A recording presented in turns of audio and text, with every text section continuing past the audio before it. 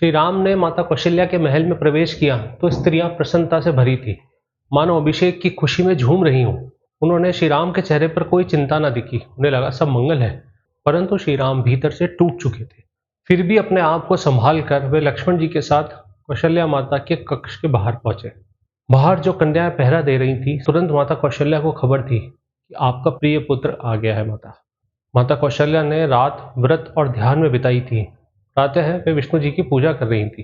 श्री राम को देखते ही उनकी आंखें खिल उठी। उन्होंने कहा, बेटा, तुम्हारे पिता सत्यवीर है, आज वे तुम्हारा युवराज अभिषेक करेंगे। श्री राम थोड़ा आगे बढ़े, हाथ जोड़कर और झुककर बोले, हे माता, आप नहीं जानती कि एक बड़ी विपत्ति आ खड़ी हुई है, जो आप, सीता और लक्ष्मण तीनों के लिए दुखद होगी।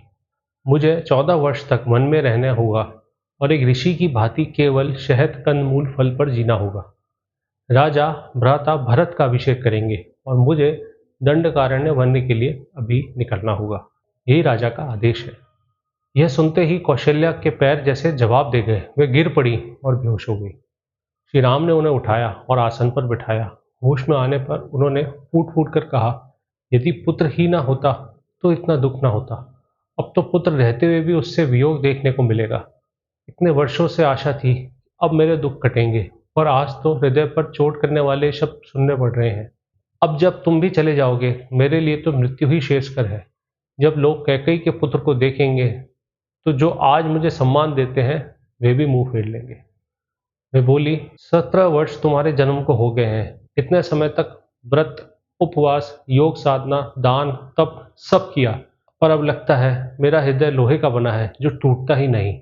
यदि मृत्यु इच्छा से मिलती होती तो अभी प्राण छोड़ देती, इस दुख से मुक्त हो जाती।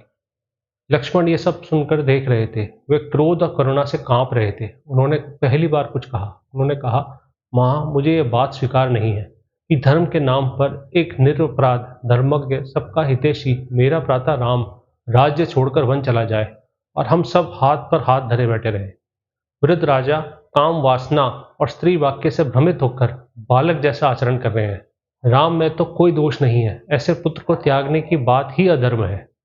आप राम को अभी अभी राज्य ग्रहण करने को कहिए। मैं धनुष बाण लेकर यम की तरह उनके रक्षक के रूप में साथ खड़ा रहूंगा। कौन है जो हमारे सामने टिक सके? यदि कोई भरत के पक्ष में खड़ा होकर विरोध करेगा तो उसके रक्त से अयोध्या को सींच दूंगा। वे आगे बोले, मां, यदि राम अग्नि में प्रवेश करेंगे या वन जाएंगे, उससे पहले मैं स्वयं प्राण दे दूंगा। माता कौशल्या ने कहा, बेटा राम, तुमने अपने भाई के वचन सुन लिए। अगर तुम्हें उचित लगे तो इसी के अनुसार आचरण करो। यदि तुम सचमुच धर्म का पालन करना चाहते हो तो मुझे मत छोड़ो। जैसे कश्यप ने अपनी माता की सेवा कर स्वर्ग पाया है, वैसे तुम भी रहकर मेरी सेवा करो और अपना धर्म निभाओ। मैं तुम्हें वन जाने की अनुमति नहीं देती। अगर तुम चले गए तो बिना अन्न और जल के मैं भी प्राण छोड़ दूंगी। श्री राम ने शांत लेकिन दृढ़ स्वर में उत्तर दिया, हे माता, मैं पिता के वचन के विरुद्ध चलने की शक्ति नहीं रखता। पुराने समय के ऋषि और हमारे ही पूर्वज जैसे कंडू, परशुराम, सबने कठोर लगने पर भी पिता की आज्ञा का पालन किया। इसलिए मैं अकेला ऐसे नहीं हूं जो पिता की बात मानने जा रहा है। यही सनातन मार्ग है, इससे हटकर चलना कलंक है। फिर श्री राम ने लक्ष्मण से कहा, भाई, मैं तुम्हारे प्रेम को जानता हूं, पर तुम सत्य और शांति के गूढ़ अर्थों को नहीं समझ रहे हो। धर्म सर्वोपरि है और पिता आज्ञा धर्म से भरी हुई है। पिता, माता या ब्राह्मण को दिया गया वचन तोड़ना धर्म नहीं है। इसलिए मैं वन जा रहा हूं। तुम क्रोध और क्षत्रिय धर्म के नाम पर हिंसा का मार्ग मत अपनाओ। मेरे साथ चलना है तो धर्म का साथ दो। मैं नहीं चाहता कि किसी के हृदय में यह संशय रहे कि मैं राज्य के लिए पिता के सामने खड़ा हुआ हूँ। यदि मैं आज ही छाल वस्त्र पहनकर जटा बांधकर वन चला जाऊंगा तो माता कैकेयी निश्चिंत हो जाएंगी कि भरत का राज्य सुरक्षित है।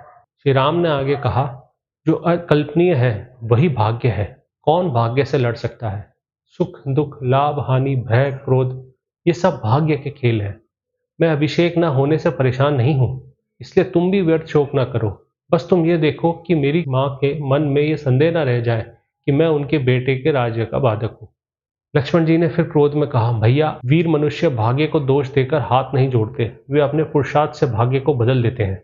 आज मैं अपने शस्त्रों से दिखा दूंगा कि भाग्य से बड़ा पराक्रम होता है। जो लोग आपके वन गमन का समर्थन कर रहे हैं, उन्हें मैं 14 वर्ष वन में भटकने को मजबूर कर दूंगा। श्री राम ने उसे बार बार गला लगाकर और आंसू पोंछकर कहा, मैं पिता के वचन पर अटल हूँ। यही धर्म है। शस्त्र की बजाय आज हम सत्य और त्याग का बल दिखाएंगे। श्री राम को यह देखकर कि वे पिता की आज्ञा मानकर वन जाने के लिए पूरी तरह दृढ़ हो चुके हैं, माता कौशल्या सोचती है कि जिसने कभी दुख नहीं देखा, जो सबके प्रति मधुर है, जो मुझ और दशरथ से जन्मा है और इस महल में रहा है शुरू से, वह जंगल में केवल कंद मूल पर कैसे रहेगा। वह फिर राम से कहती हैं, एक असहाय दुख मुझे तुझसे अलग होकर झेलना पड़ेगा। जैसे गाय अपने बछड़े के पीछे पीछे जाती है, वैसे ही मैं जहां तू जाएगा वहीं चलूंगी। राम माँ की यह व्यथा सुनकर धीरे से कहते हैं, हे माता, कैकेयी ने पिता को छल कर फंसा लिया है। मुझे तो वन जाना होगा, और यदि आप भी उन्हें छोड़ देंगी तो वे जीवित नहीं रह पाएंगे। जो स्त्री जीवित पति को छोड़ दे वह कठोर हृदय की होती है, और ऐसा सोचना भी निंदनीय है। इसलिए आप ऐसा ना करें। राम के ऐसे वचन सुनकर माता कौशल्या भी भीतर से मान जाती हैं, हालांकि हृदय दुख से भरा हुआ ही रहता है। फिर श्री राम जी स्पष्ट कहते हैं, हे माता, पिता की आज्ञा मेरे लिए भी धर्म है और आपके लिए भी। वही हमारे राजा भी हैं, वही गुरु भी हैं। वे माँ को आश्वस्त करते हैं, जब मैं लौटूंगा तो आपकी इच्छा के अनुसार ही सब करूंगा। वे आगे कहते हैं कि भरत स्वभाव से धर्मात्मा और सबके प्रति मधुर है। वे आपका आदर करेगा, लेकिन जब मैं चला जाऊं तब पिता पुत्र वियोग से टूट जाएंगे। आप उनका बड़ा ध्यान रखिएगा, उन्हें तनिक भी कष्ट ना हो। अंत में श्री राम कहते हैं कि मेरे लिए ब्राह्मणों की सेवा कीजिए, उत्तम व्रत रखिए और प्रतीक्षा कीजिए। इतनी समझाइश के बाद माता कौशल्या भारी मन से कहती है कि हे बेटा, बिना व्याकुल हुए जाओ, तुम्हारा मंगल हो।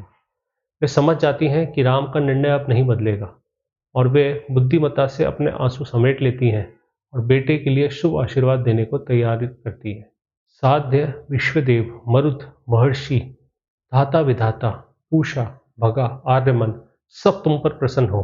तुम जब मुनिवेश में बड़े जंगलों की यात्रा करो तब सब देवता लोग तुम्हारे अनुकूल रहें। माता कौशल्या विशल्यकरणी जैसी पवित्र जड़ी बूटी का स्मरण करके उसके मंत्र राम के कल्याण के लिए बोलती हैं और उसे उनके माथे पर लगाकर बेटे को गले से लगाती हैं। वे कहती हैं, बेटा, हंसते हंसते जाओ, विजय पाकर लौटना।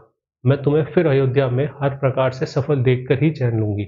फिर वे आंसुओं के बीच राम की परिक्रमा करती हैं, उन्हें बार बार सीने से लगाती हैं। श्री राम भी उनकी परिचरण सेवा करते हैं, आशीर्वाद लेकर सीता के महल की ओर चल पड़ते हैं।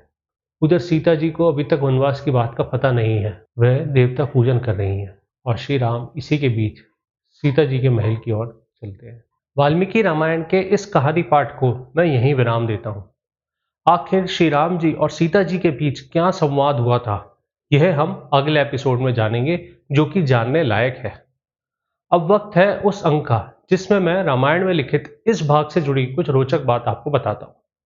पहली तो ये कि वाल्मीकि रामायण में माता कौशल्या की प्रतिक्रिया एक अत्यंत दुखी और व्याकुल माँ की है, जो खबर सुनते ही जमीन पर गिर पड़ती हैं। होश आने पर वे राम से कहती हैं कि माँ का दर्जा पिता के बराबर होता है, इसलिए वे उन्हें आज्ञा नहीं देती कि वे अयोध्या छोड़कर जाएं। वे यहां तक कह देती हैं कि यदि राम मान गए तो वे अनशन करके अपने प्राण त्याग देंगी। यह एक मानवीय प्रतिक्रिया थी, और राम जी समझाते भी कुछ ऐसे ही हैं कि अगर आप भी चली जाएंगी तो पिताजी को कौन संभालेगा, और मैं बात ना मानूंगा तो एक राजा की बात खाली जाती है, और जिस राज्य में राजा की बात या राजा का वचन का कोई मूल नहीं है, वहां फिर तो किसी भी नियम का कोई मूल नहीं है। लेकिन रामचरितमानस में माता कौशल्या को एक धर्म संकट में दिखाया है। वे कहती हैं कि केवल पिता की आज्ञा होती तो मैं तुम्हें रोक लेती, क्योंकि इसमें तुम्हारा नुकसान है। लेकिन जैसे ही उन्हें पता चलता है कि माता कैकेयी की भी इसमें सहमति है, वह इसे देवीय विधान मानकर स्वीकार कर लेती हैं और भारी मन से राम को आशीर्वाद देकर विदा करती है। दूसरी बात, वाल्मीकि जी की रामायण में लक्ष्मण जी एक मानवीय क्रोध के अवतार में है। खबर सुनते ही वे भड़क जाते हैं। वे राम से कहते हैं कि आप आज्ञा दें तो पूरे अयोध्या को अपने बाणों से जीत लूं और भरत के पक्षधरों का संहार कर दूं। वे अपने पिता को बंदी बनाने या मारने तक की धमकी भी दे देते हैं। ये भाई का एक मानवीय रूप दिखाया है कि भाई कैसे एक भाई गुस्से में आ जाता है जब उसके दूसरे बड़े भाई के साथ अन्याय होता देखता है। वो गलतियां देख पा रहा है और वो इसलिए युवा अवस्था में गुस्से के साथ कह रहा है कि ऐसा मैं नहीं होने दूंगा। लेकिन रामचरितमानस में लक्ष्मण जी को राम के प्रति उनकी अनन्य भक्ति में लिपटा हुआ दिखाया है। वे कहते हैं कि उनके लिए राम ही पिता, माता और सब कुछ है। उनका क्रोध राजा दशरथ के प्रति कम और उस अन्याय के प्रति ज़्यादा दिखाया है जो श्री राम के साथ हो रहा था। इसी बात के साथ मैं अब इस एपिसोड में यही विराम देता हूँ। मेरा नाम है अक्षय कपूर। मुझे ध्यान से सुनने का आपका बहुत बहुत धन्यवाद। अगले एपिसोड में फिर मिलते हैं आगे की कहानी के साथ। जय हिंद, जय श्री राम।